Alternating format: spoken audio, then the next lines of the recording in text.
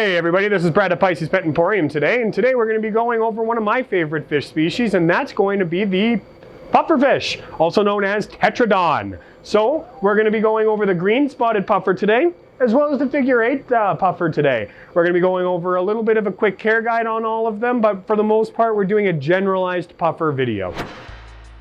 Welcome to Bison, we sell animals. So first and foremost, we're going to be going over the green spotted puffer today. These guys do get a little bit bigger than the figure 8s, but for the most part, these guys still really only need about a 55 gallon is going to be my recommendation, but they can go as small as a 30 gallon. Now, these guys do require brackish water, both the green spotteds and the figure 8s, but the green spotteds require slightly higher salinity. So these guys are going to start at about 1.005, and then as an adult, they're going to be at 1.018 or 1.022. Now, this is going to be quite high brackish, almost breaking the marine level, and these guys can go full marine. That being said, I wouldn't go any higher than 1.024. Now, for the figure 8s down here, you really don't have to worry about going too high. At about 1.006 is going to be all you really need for their salinity level.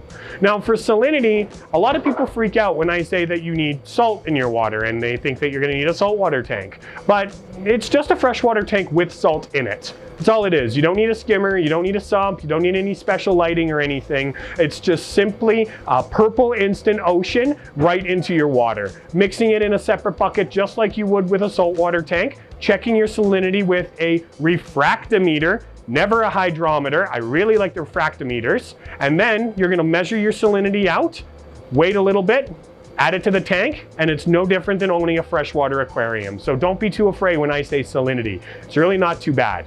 If you look at these guys' mouths, you'll actually notice that these guys actually have a beak. What that means is they're going to need to chomp down on sort of hard-shelled organisms such as clams, mussels, and snails. These guys are actually very similar to hamsters in a way that their teeth are always growing, so they need to gnaw on these things to always be filing them down. I usually recommend feeding these guys some sort of clam or snail at least 4 to 5 times a week. The other options that you have as well are going to be your brine shrimp, your blood worms, and your krill when they're a little bit larger. Now, the figure 8s down here don't really require as much space or really as much of everything. They're kind of a miniature version of the green spotted. They still require those snails and those clams. They just don't have to be as big, and you actually don't have to feed them as often. Overall, these species are a really great species to keep at home, but they are predator fish and they will eat absolutely everything in their tank. These guys were kind of put on Earth to be disposal. What else can eat a snail or a clam? Puffers. That's basically about it. So it's basically in their DNA to attack everything else in the tank.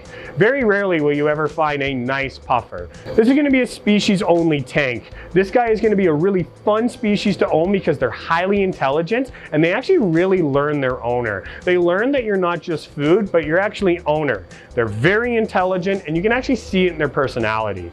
If you guys want to have another good chat about puffers, why don't you come on down to Pisces here and have a chat with one of us here, and we can set you up with your new puffer tank. This is Brad at Pisces Pet Emporium. Enjoy the rest of your day.